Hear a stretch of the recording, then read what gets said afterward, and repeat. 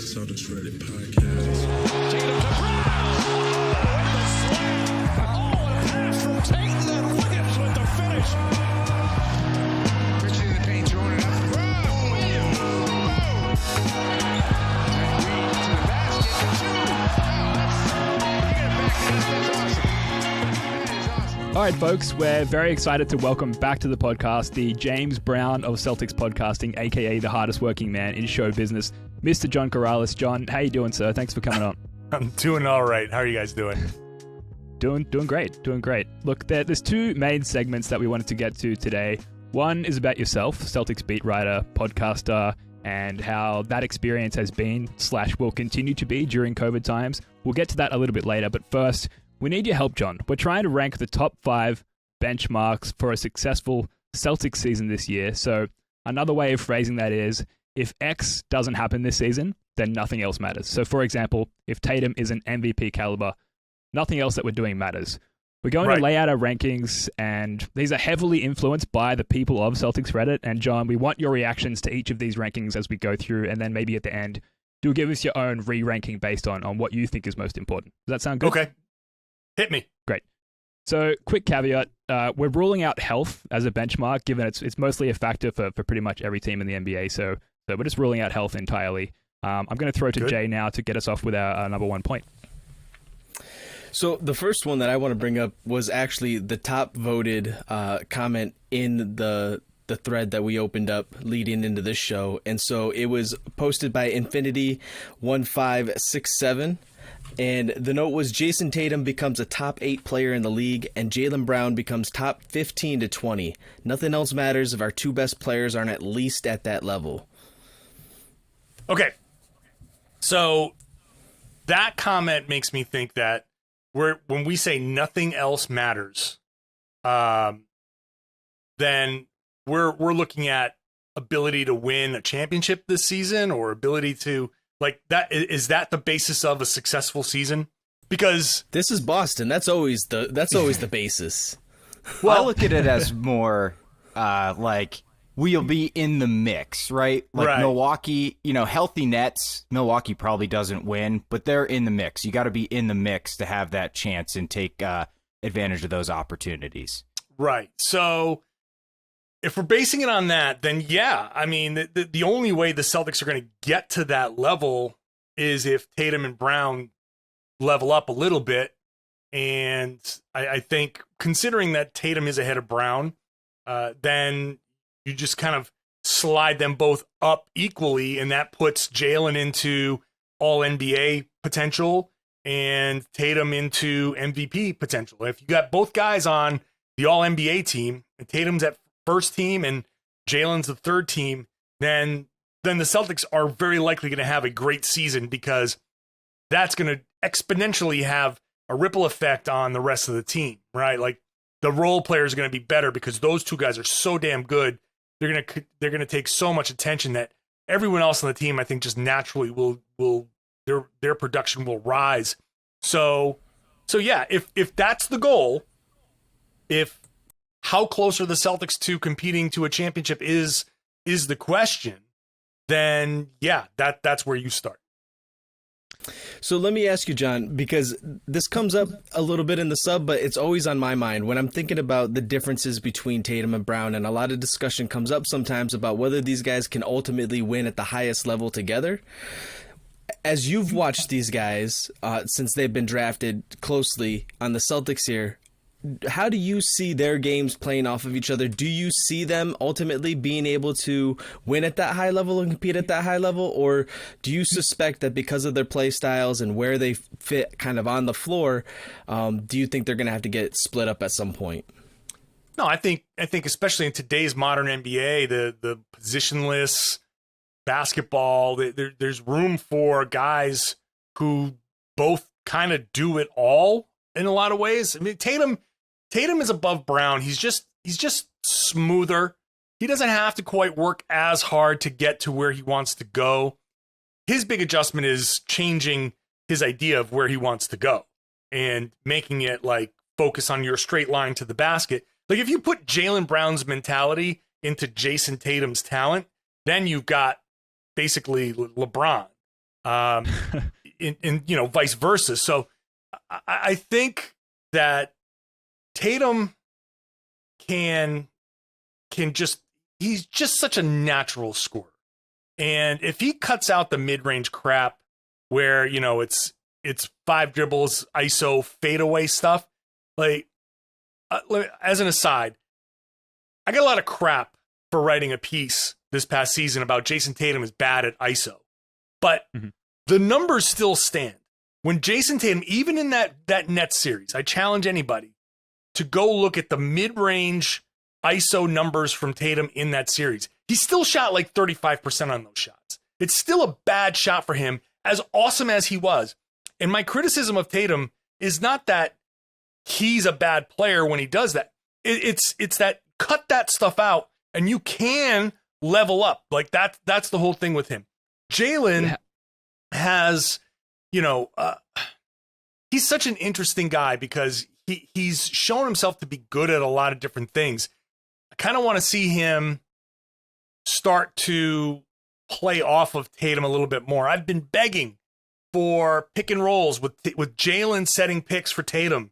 And even if the defense switches, because they're similarly sized and you say, okay, the defense is just going to switch. Well, punish the switch. You are creating the mismatch. If they want to switch, then now you've all of a sudden got Jalen slipping and going to the basket and Tatum hitting him for a wide open dunk. Punish the switch. So I want to see them do that more. I think if they can figure that part out, then that mentality that I said that Jalen had can work. That mentality that Jason has can actually work. They actually do kind of work well together. I just want to see them put it together and not be on other sides of the floor all the time. Just put it together. Yeah. So obviously the Udoka coaching sample size is extremely limited to 0. In fact, and the fact that he's never been a head coach in the league. There is no sample size for exactly. Is there any cause for optimism, like as far as that Tatum and Brown pick and roll? Is there anything that or people should know about Udoka that might make him more prone to making that part of his offense, whereas Brad Stevens, barely utilized that at all? Well, I see that, I lean on Udoka's time in San Antonio, where the Spurs had Tim Duncan, Manu Ginobili, Tony Parker, and those 3 guys. Now, they clearly are 3 different types of players, but they worked so well off of each other. They didn't go my turn, your turn. And Tim Duncan could have gone my turn, your turn all day long. No one would have said anything, but they didn't really. And I think having that experience there, and then on top of it, having the experience in Philly where he saw how 2 guys with a lot of talent didn't work well together. I think that little chain of experience, take it into Brooklyn where those, he just had an experience there with Steve Nash and 3 stars and how Kyrie was, kind of out there and what Durant was as far as like a very business-like approach and James Harden's amazing talent. All of that stuff is information that he has that he can now try to apply to this relationship. He's got a lot of examples with a lot of the biggest names that Tatum and Brown respect. And I think when Udoka comes in and says, yeah, I was talking to James Harden and this is what James Harden thinks. If you're Jaylen Brown and Jason Tatum, you go, oh, really? What does James Harden think? If he says, yeah, Tim Duncan used to tell me this, are you going to blow off advice from Tim Duncan? No. So I think that he has their attention just from that. And the other thing is the example that I lean on when it comes to Udoka connecting with Tatum and Brown. It's that Tatum and Brown have both been very active and vocal in coaching opportunities for minority candidates. Now they have a black head coach. They are playing for a black head coach. Considering their activism, considering their position, and considering now that they're in this position, I find it very difficult to believe that they're going to be anything but very attentive and very eager to make sure he does well so they can say, see, we told you.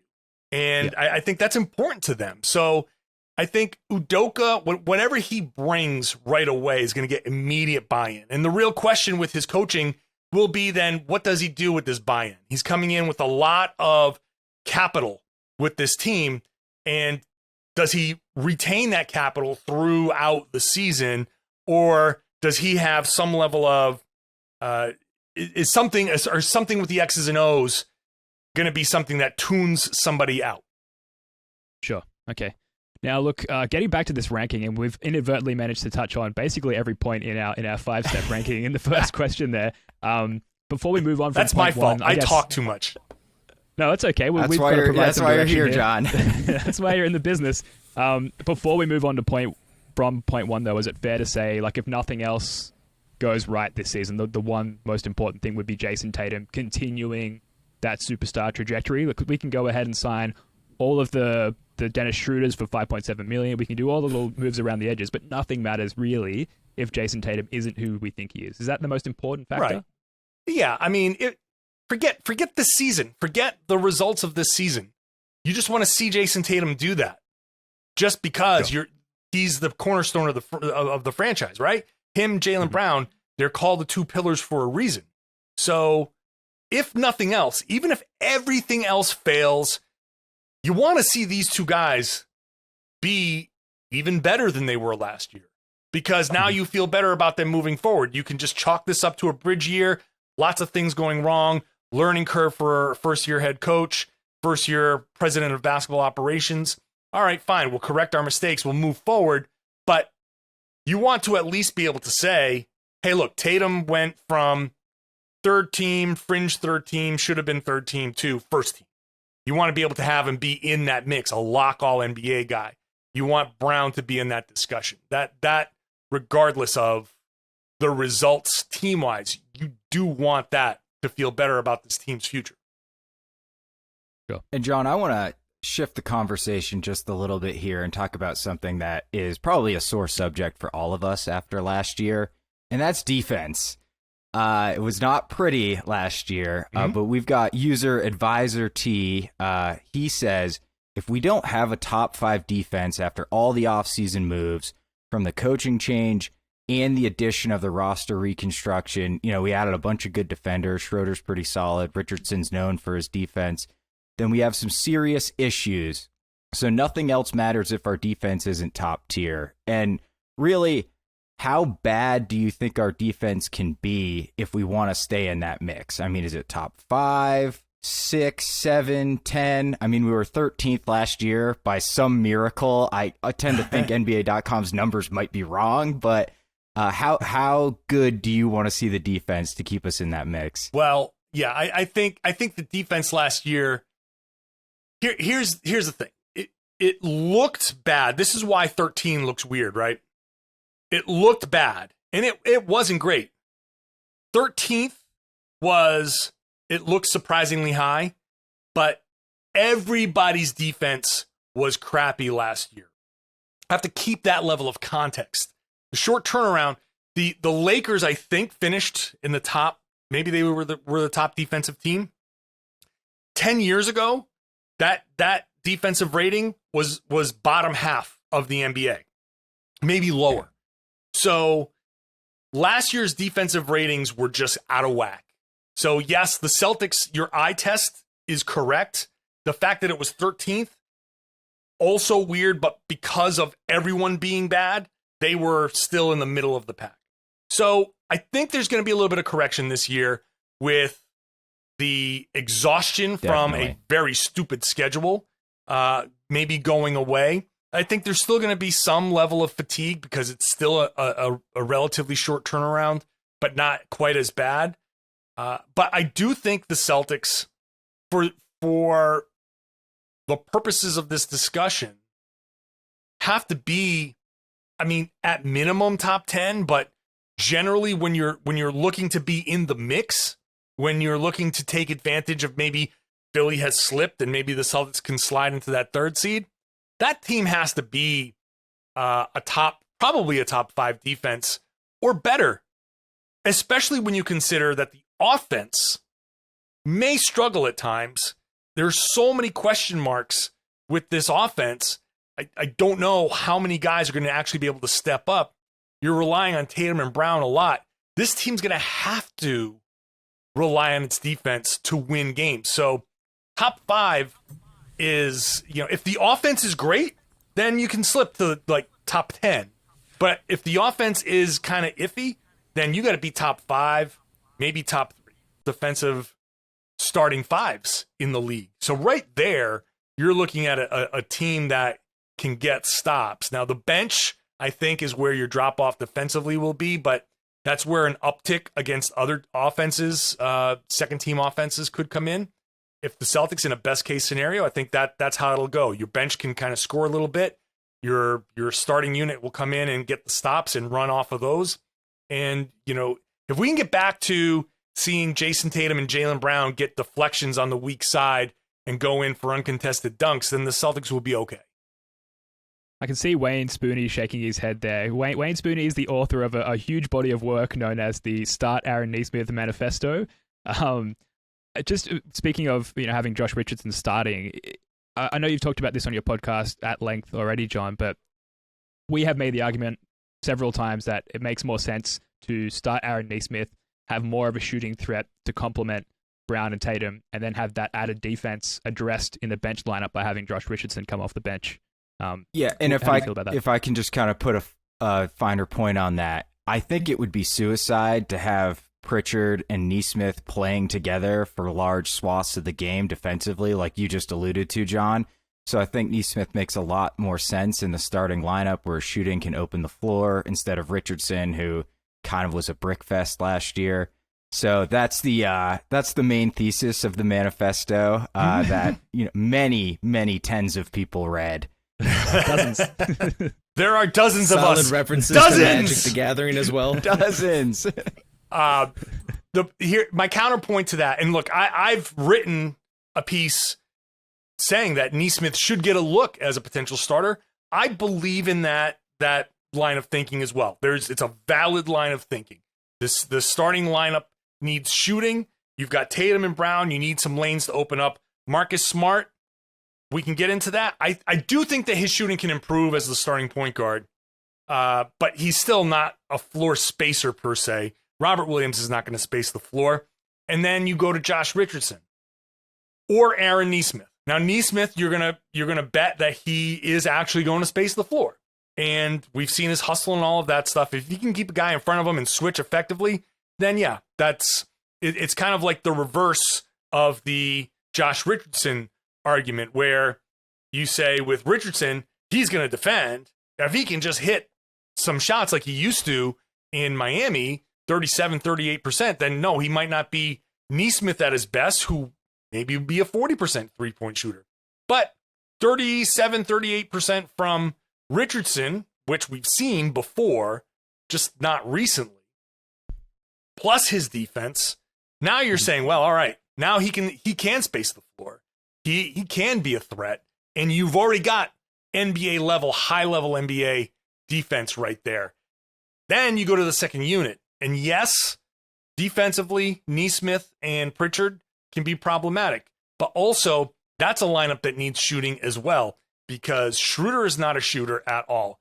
He's worse than Marcus Smart, and you want him to be happy. You want him to be able to go out there and do what he needs to do. So you need more shooting around him. So Nesmith, Horford off the bench with him, and maybe Pritchard. It's a small lineup, but you're already sacrificing defense as it is. Go out there, have Pritchard bomb away from 30 feet. Have Nesmith, out there catching and shooting. That will at least give you some floor spacing and let Schroeder go do his thing.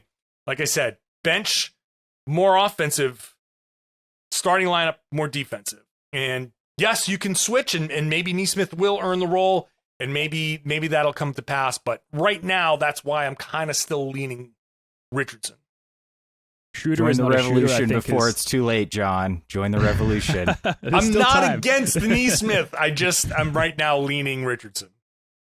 I think Schroeder is not a shooter might be a mantra for the season for a lot of fans out there. That's a new We've got to move hashtag on. right there. Can we make a T-shirt with the umlaut over the O's and the shooter as well? We need to love it. market that now. I just want But we've got 10%.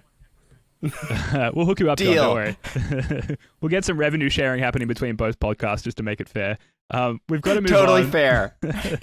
Yeah. This is a comment from Sam Keifel, who says, I believe people are too focused on players improving, which in theory is something we should or want, but I also think that people are skipping over if our top players play more like a team. I really want to see if Tatum and Brown can lead a team instead of just putting up big numbers. And of course, we've touched on this to a certain extent already, John. And this leads to point 3, the third most important benchmark, if you want to call it that, for this season. And this is stated by user I am not a robot with some binary numbers after the username there. The team has to increase ball movement and off-ball movement regardless of individual talent. Nothing else matters if Udoka can't get the Celtics playing team basketball. Would you agree that's maybe the third most important factor going into the season, or at least up there? I mean, it's up there. It's certainly up there. It's a stated goal from Ime Udoka as well. And it goes back to the Tim Duncan, Manu Ginobili, Tony Parker comparison. Those 14 San Antonio Spurs were the pinnacle of what this comment is about. So I'm sure that it can be stressed to these guys that, yeah, go out there, move the ball, move yourself. You're going to get the ball back. I mean, that's something that I talked about a lot last season, and certainly the ball movement was absolutely horrific last year. Yeah. But to borrow from Paul Pierce and his Yuri Welsh comments in the SI article, it's like Tatum can look at, well, who am I supposed to pass to? Grant Williams in the corner? Like, at some point, it kind of became a catch-22. Those guys needed more shots so they can get into a groove, but when they got the shots, they missed, so Tatum and Brown took more, but those guys still needed more shots. So it just kept feeding each other. And so I think last season, I really don't want to put as much stock into last season as we normally put into prior seasons, because I do think that COVID and the turnaround, I think the team was very much trying to avoid sounding like they were making excuses, but there are a ton of things that impacted this team that play into why certain things happened. And so the ball movement stopped because they were exhausted. Tatum was coming off of COVID. A lot of guys were coming off of COVID. They also just didn't trust each other offensively. They liked each other, but they just didn't trust each other to get the ball back. Every so often, the ball would move, and it would be like, hooray, you figured it out. And then it would stop. I remember. Save Hogwarts in the sub posted their comment in our thread. Robert Williams really needs to stay healthy. He needs to put up in 30 plus minutes regularly without breaking down. He played over 30 minutes exactly once last season. If Time Lord can't stay healthy, then almost nothing else matters. And I think that's a pretty, it's not to the same level as saying, whether Jalen or Jason perform at that next level, right? When we're talking about MVP or all NBA for Jalen. But regardless of how well they play, if they want to be able to go and be really competitive, especially in the playoffs, they're going to need the big guy, or the bigger guy, the guy playing the big man role. But can you speak a little bit to what you're thinking about as far as the impact that you're expecting from our Robert Williams? I know you shared a little bit about your expectations for certain individual players looking forward into the season. So I'm interested to hear your take, especially with regards to what myself and Save Hogwarts are bringing up. Yeah, I mean, I think Robert Williams is a very important player, and there is something to this. And now I think having Al Horford on the team mitigates some of the potential loss if Robert Williams does miss time. It also mitigates the need for Robert Williams to play 30 plus minutes. I think you can maybe, there's 48 minutes at the center spot. And assuming that they're not going to play together very much, I would hope they're not going to play together very much. That's just my looking at Al Horford as the power forward, and I think we've seen that not work in places. Al Horford as a big, as a five, is probably best. So you could go down the middle, 24 and 24, and be fine. Al's numbers are supposed to drop anyway. 24, 25 has been pretty much effective for Robert Williams. You can bring it up some. You can factor in I don't know if Bruno Fernando is going to stick around, but hey, maybe he has an opportunity. Maybe Grant Williams as a small ball 5 in certain situations can take some minutes away. So I think maybe moving forward, ultimately throughout the course of now 5 years contractually of Robert Williams, you'd like to see him start to consistently get up over 30 minutes a game. But this season, I think they can really take it somewhat slowly and get him ramped up and get his body used to it.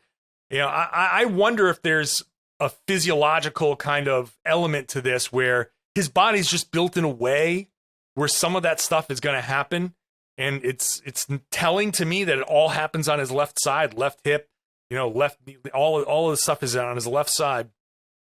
So, but while I do agree that Robert Williams is very, very important, he can be the defensive quarterback on the back line. He can be a guy who bails other defenders out, you know, that human eraser where you made a mistake, no problem, here I come to clean that up. He can be all of that. And he's a tremendous passer. He loves being a passer. And so he's not out there just looking to score the whole time. And you need a guy on the floor that's going to be unselfish like that. So yeah, all of that's super important. I just think having Al Horford right now just drops that importance down just a tick where I think it can be managed. John, it is almost like we planned this. This dovetails beautifully into our fifth point here. User Squim Jim says, Horford has to be 90% of what he was in OKC or nothing else matter. And we've all kind of, myself included, are just saying, hey, it's Al Horford. He's going to be solid. He'll make some threes. But he's old. I mean, he might have some Greg Popovich signature DNP olds. He might get hurt. He might not just be the same guy anymore. And with Rob's injury history, all of a sudden we might be looking at a team that, and I'm shuddering, Enes Kanter is the starting center for. Oh, yeah, I forgot about him. Cornet just got invited to training camp, so we're going to be covered. We got Cornet coming back in the fold. We got the unicornet.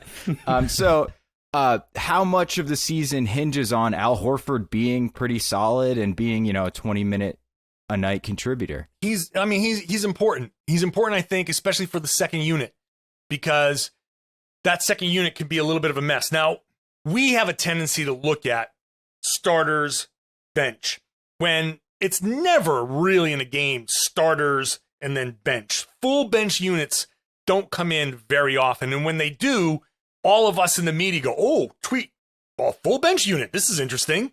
And so you're going to see when we talk about Schroeder coming in off the bench and who's going to be around him, I like Al Horford around him because he's a stabilizing factor.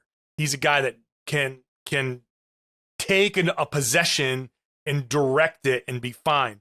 You're probably going to get one of Jalen or Jason in there, and that'll be fine. Marcus Smart's going to have to share the floor some with Dennis Schroeder to make sure both get the appropriate amount of minutes, which will be interesting. But I like Al Horford on that second unit. And there may be times where he shares the floor with Robert Williams just as an experimentation thing. I'm doing this whole series on Boston Sports Journal, 20 questions for the Celtics. And I'm in the process of writing all my pieces because I'm going on vacation. So I'm doing like the next 2 weeks worth of stuff. And next Monday, it's going to be the Al Horford one. So I'm giving you a little preview of what I've written for Al Horford.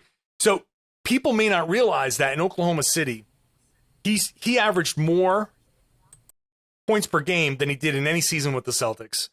And his per 36 points per game, 18.3, highest since he was in Atlanta in 2014. So he was good. Okay? This is all to say that he was good. Now, he has adjusted. He is much more perimeter-based. 42% or so of his shots came from three, the highest point by far ever for him. So he's much more perimeter-based. He's not going to bang down low, a function of his age. But he is still really, really good.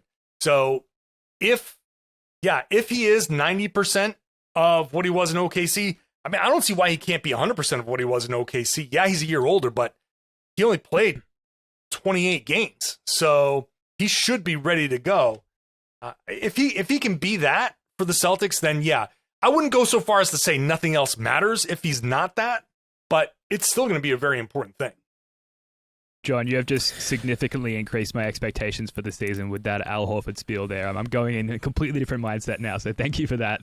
So that's our top Hype 5 season according has to... begun. That's right. So that's the top 5 according to Reddit's very democratic upvote, downvote system. So just to quickly recap on them, Jason Tatum's trajectory to superstardom, team defense, team offense and ball movement. What was the next one? Sorry, I've lost my notes here. Robert Williams' health and thank you. ability and Al to Horford. take a step forward. That's right. And Al Horford remaining a competent contributor. I'm not going to ask you to Go re-rank figure, those. Celtics fans are nervous about the big man position. That's clear. It's become very clear. John, I'm not going to ask you to re-rank those or provide your own rankings, but are there any important points there along the lines of nothing else matters if that you would include in this list? Well, I will say that I want to throw in whether the reclamation projects, Juancho Hernan-Gomez and Josh Richardson, pan out. I don't want to say nothing else matters if they don't, because you can adjust. You gave up nothing basically for them, and if they're nothing, then you got nothing. But if the Celtics are going to do this, if they are going to climb and have a chance, that puncher's chance, they are going to need at least one of those two guys, both of them, somehow to be productive. If both guys are productive, if Richardson recaptures some level of his shooting, 37, 38%, if Juancho comes in and can at least be passable on defense while getting back to some of his hot shooting, he can shoot over 40% in some instances. If those two guys can be that, if Brad Stevens finds two gems at a yard sale, then a lot of other stuff actually is also mitigated. You don't need Tatum and Brown to quite do as much. My fear with all the other stuff is that you're going to rely on Tatum and Brown for 36, 37, 38 minutes a game. I just don't want to ride these guys. I know they're young. I know they're, all of that stuff. I still don't want to ride these guys because I don't want to put too many miles on their legs too soon and push them, especially Tatum coming off that long season, coming off that short turnaround, coming off of Team USA. I would like to actually keep his minutes down to like 33, 34 to start the season and then slowly ramp him up. So that's going to require Richardson to be good. It's going to require Hernan-Gomez to be good. I'll throw Aaron Nesmith in there. The other thing is, can one of Aaron Nesmith or Peyton Pritchard hit? Can one of those guys in their second year come out and be a strong 20 to 25 minute rotation player? I'm going to say the odds are better that it's Nesmith because he's bigger. He can shoot just like Pritchard can shoot, but more switchability on defense, not quite the liability in the same way that Pritchard is.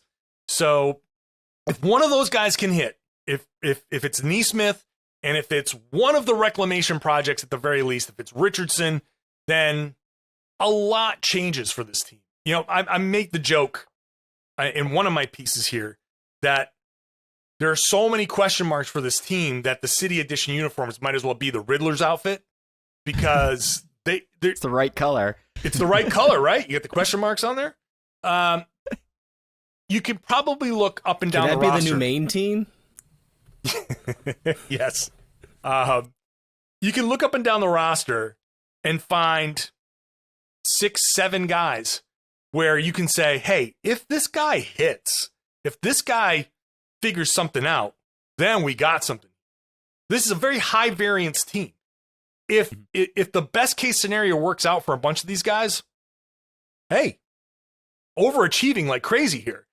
If the worst case scenario works out for these guys, then Jason Tatum's padding his play-in tournament stats.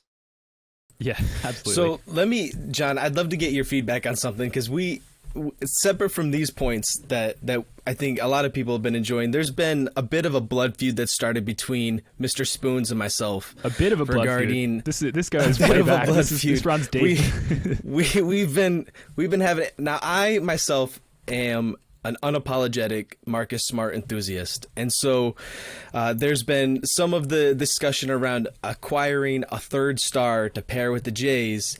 And with his sort of new, more defined role and the affirmation from coaching and higher level team leadership that Marcus Smart will be that starting point guard moving forward, I'm of a mindset and opinion currently that he's primed to have a breakout season and potentially explode into that role as that third star on this team. I argue and contend the point that Marcus Smart can be an all-star and be the third star on this team if it competes for a championship. There are those that disagree with me. Some of them might be currently on the show with us right now. We've gone back and forth. I would love to get your take on this, John. Yeah, settle the debate for us, John. Okay. Please. My feeling is somewhere in the middle there. I am a Marcus Smart believer. I believe that him as a starting point guard will absolutely work. I don't know that he's going to be an all-star. But, I mean, I'm not saying he can't be. I just don't see it. I don't see him rising to the level of third star. I see him being a more refined, more efficient version of what he's been. And my basis for that is, you look at his shooting numbers from the corner are somewhere up around 47, 48% on corner threes. His shooting numbers from above the break are like 30%. It's crap. When you start with the ball in your hands and you start with the mentality of I've got to get the ball moving, well, you pass and then you move. So you pass and you cut. And in the rotation of where guys end up, the point guard tends to sift down into the corner, and the guy who's starting the corner tends to come on up. And if you give the ball to if you give the ball up to Robert Williams on the right wing, and he's running a dribble handoff with Jason Tatum coming up from the right corner, Tatum turns the corner. Jaylen Brown or Josh Richardson is coming up. The other one is coming up from the corner, and then Marcus Smart replaces into the corner. So now when the ball swing, Smart's in the corner more often than he is above the break. And even if he slides up, he's sliding up right kind of towards the break, maybe not all the way up. So I think just by virtue of a shift, maybe not even a reduction in his three-point shooting, but a shift in the distribution, more corner threes versus above the break threes, I think we're going to see his shooting percentage go up. It's going to be a little more tolerable. I think he can probably get up to a 35, maybe 36% three-point shooter versus 32 or 33. And those 4 extra percentage points are going to be huge. So that makes him passable. That makes him acceptable. I think that alone is going to make him a bigger part of the offense. And I like his ability to distribute the ball. I think he works really well in the pick and roll with Robert Williams. I think he is going to have, I don't know if we want to call it a breakout season, but I think he's poised to have his best offensive season this year. So I sort of agree with you, but I'm not willing to take it to like, you're taking it to the next level, which would be that's what I'm about, baby. Which I respect it. I respect it. Because here's where I'm coming from, right? Like I'm thinking a little bit about a good example just of a team dynamic where this kind of thing happened. That Atlanta Hawks team that had like 4 different guys get onto that All-Star team, including Jeff Teague. And like I think of Jeff Teague, even at his best, better shooter than Marcus Smart, but not really better at him at anything else. I look at a guy like Ben Simmons, who was just in the All-Star game, and when you look at their numbers, even from last season, they're not that much different. In fact, Marcus is more of a perimeter threat, obviously, than Ben Simmons is. And now Ben Simmons has taken a lot of heat lately, and I'm not trying to like add fuel to that dumpster fire that is the PR around his situation currently. But just statistically, when you look at it and production-wise on the court, we were just talking about Marcus Smart having mostly kind of a down season, and he still was matching the production that Ben Simmons is putting out there. And yet we can't even envision him in a similar kind of role. And I just find that confusing because I think Marcus has almost suffered a little bit throughout his career by being so open to exploring that versatility that he has in order to make sure he has a place on the court with other star guards like Isaiah, like Kyrie, like Kemba, that it hasn't given him that opportunity to really shine. And I think that's a little bit where you and I are seeing eye to eye. But the idea that he can't ascend another level and take it to that next step is, I haven't yet heard an argument that helps me buy into that. So maybe I'm going to be alone on this island until Marcus proves me right, and I believe he will. I'm not saying he can't. I don't want to ever say can't about certain players. I just don't think he will. I just don't see it rising to that level. Yeah, he's matched certain production benchmarks from other guys, but those other guys have had big impacts in other ways, noticeable ways. So again, I don't want to put players in boxes. And I'm not saying that Marcus Smart can't have like a season that blows everybody's mind. I think that's a little bit. I think it's just a little bit too far for me. I see him having a good season, his best offensive season. I think his assist numbers are going to be great.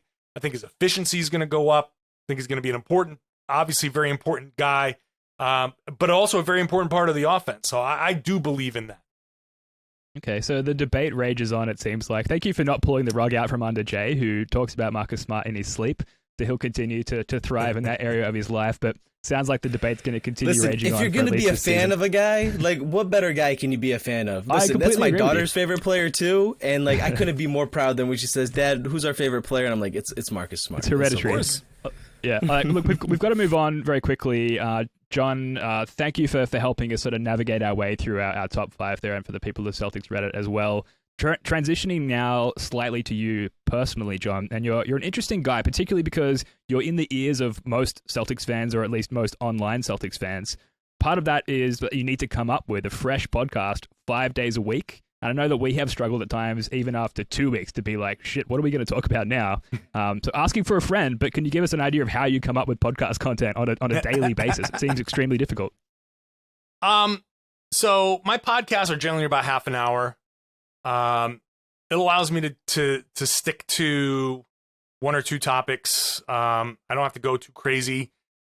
This off season has provided me a lot of stuff to talk about. Brad Stevens has just kind of slowly been throwing new things out there for us. So part of why I'm able to do 5 days a week, even throughout this off season. First, the off season's been shorter, so there's less time to film. Secondly, Jason Tatum was on Team USA, so I had stuff to talk about there. Third, Brad Stevens is just a maniac who doesn't sleep and just keeps making moves. So I've had all of that. I've done, my fair share of mailbags and stuff like that. I don't know. I think I like to just look at the team and just look at different players and just kind of, I understand that this is a whole big evolving thing. It's almost like a living, breathing type of thing. You think something, and then Brad Stevens says, nope, we're going to do it this way. You say, okay, so let's reevaluate everything. And, part of it is, obviously, I like to talk. And so I won't shut up about things. So it's very easy for me to come up with certain ideas to talk about, because I could just come up with one thing and I'll just find different angles. I'm not a hot take kind of guy. So I see players' situations, team situations, and I understand that there's, 2, 3, 4 ways that this can go. We could talk about Grant Williams. You just sit there and be like, okay, today's podcast is Grant Williams. Go. Well, what are you talking about with Grant Williams? You talk about the situation that he's in, why was last season a down season? What can he do moving forward? How does he fit with this team? You can keep on going. And so I just like to dissect and not even necessarily make a lot of determinations. I can say, I think this is how it's going to go, but I don't know. I've played the game, and I understand from being a player that there are a lot of different influences. Something you do once doesn't mean you do the same thing. You don't get the same result sometimes.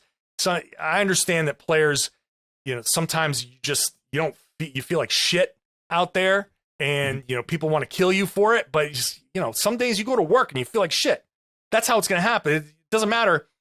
No amount of paycheck is going to say, oh, well, you don't feel like shit anymore. Like, yeah, this is nice, but I didn't get enough sleep last night. I got into a fight with my wife or whatever it is. Totally. So I don't know. I rely on my experience, having been around the team, learning a lot about the NBA experience, learning a lot from Brad Stevens about what it takes to even make an NBA team run.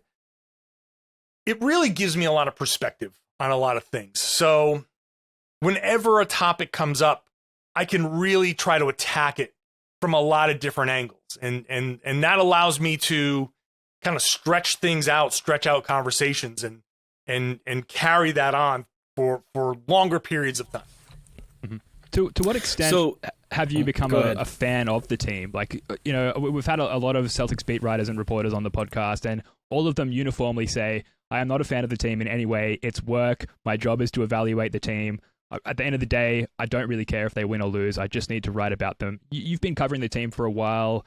You've gotten to know players and staff personally. I'm just wondering, has that sort of led to you developing some sort of fandom of the Celtics or for the Celtics? Yeah, I mean, look, there's human nature involved. And look, I grew up in Rhode Island. I grew up a Celtics fan. And so it's true that covering the team, like my loyalty is to the game of basketball, and whatever happens on the floor, I do remove emotion from that, because my job is, like everybody else said, my job is to tell you what happened. Honestly as I can. This is, I'll sit here and say, I like Marcus Smart. If I was still playing and Marcus Smart became my teammate, I'd be doing backflips. I want to play with a dude like Marcus Smart. He's got the same mentality. I love that mentality. Like, that's great. And I've talked to Marcus Smart plenty. He is a genuinely good guy. He's got his heart's in the right place. And for all of the stuff, hey, he takes some bad shots sometimes, and people want to throw some vitriol at him. It's just basketball. So as a just a pure human being, I can say, yeah, I want Marcus Smart to do well. He's a good dude. He's working his ass off. I want him to do well.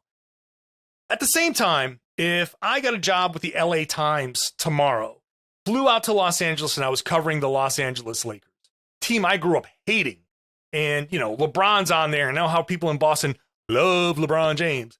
If I was covering the Lakers and getting to know all of the guys on the Lakers and getting some interpersonal communication, and you're around those guys, there is human nature that comes in and says, I see how hard these guys are working.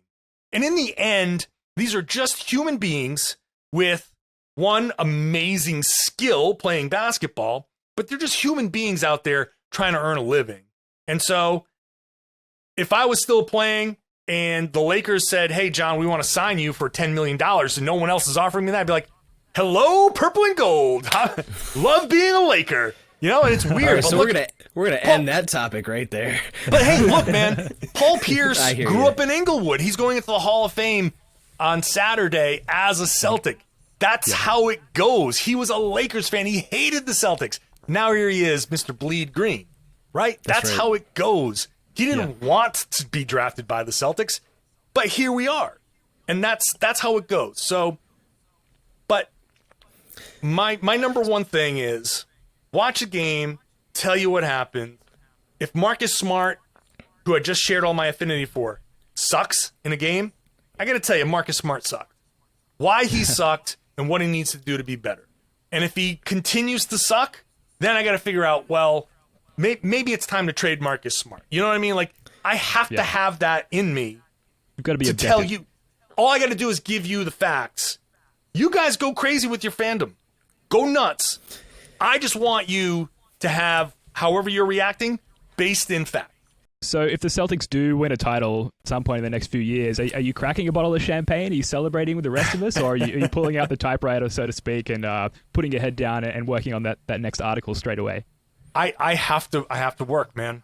I have to work. I mean, I can't celebrate anything because... Sorry, I'll drink 2 for you, my friend. There you go. Celebrate for you. There you go. Now, I will go home and celebrate a season that, you know, is probably giving me a ton of page views and podcast views and listens and all that. But yeah, man, I understand. I think at that point there is a time for people to celebrate. The tone of what I write will be celebratory, but I still will be writing in the midst of the celebration. So this kind of leads into a question that I had for you, given the way that you interact with the team and your history reporting on the team. With the shift away from cable television and more into streaming now, and in an environment that's becoming increasingly familiar with like digital content becoming tradable commodities, how do you see the access to teams and players changing for fans, but also for journalists and reporters like yourself? That's an interesting question because you couple that with COVID, and now the league teams have this wedge that they can drive in there to pull us away. And the league may, and the players may say, well, we don't need you anymore because we can just connect to fans on our own. But I push back on that because these guys aren't storytellers. These guys aren't out there painting any pictures. Just by posting on your Instagram doesn't tell anybody anything. Posting an Instagram live doesn't tell anybody anything because you're connecting to fans, but fans want to learn more about these players. And this whole streaming, Instagram, TikTok, whatever the hell is out there, what's next? It's PR. It's not getting to know these guys. My job is to find that thing that gets a player to open up and tell you a story about who this player really is. And so that comes from somebody on the outside observing. Me watching a game, me watching guys at practice, or when I say me, it's a journalist that's watching practices, games, interactions in locker rooms, interactions after games, interactions down the hall. You know, all of these things come into play when I say, all right, I'm noticing X, Y, and Z. I'm going to explore that. And maybe I talk to some other people before I talk to the player, but there are things that a player will never tell you about himself that people like me will find out and tell that story, and people will share it maybe on Reddit, and you'll have comments and conversations, and it'll shape how you feel about a player. Maybe that story will make Marcus Smart somebody's favorite player, or maybe something will tell you about Josh Richardson and make you say, oh, wow, I didn't realize that. I'm going to cut him a break. Or something that makes you say, geez, I thought I liked this guy. He's kind of a dick. Like, either way, whatever the story is, the story is. And we're looking at you, Tristan Thompson. What's that? Oh, Tristan Thompson. We're looking at you. Yeah. Tristan's a piece of work. But I think having us have access is really important. And we are continuing to fight for the same level of access. Locker rooms, practices, with the understanding that, look, it's COVID. It's a weird time. We know that things are going to be different. So we're willing to operate differently.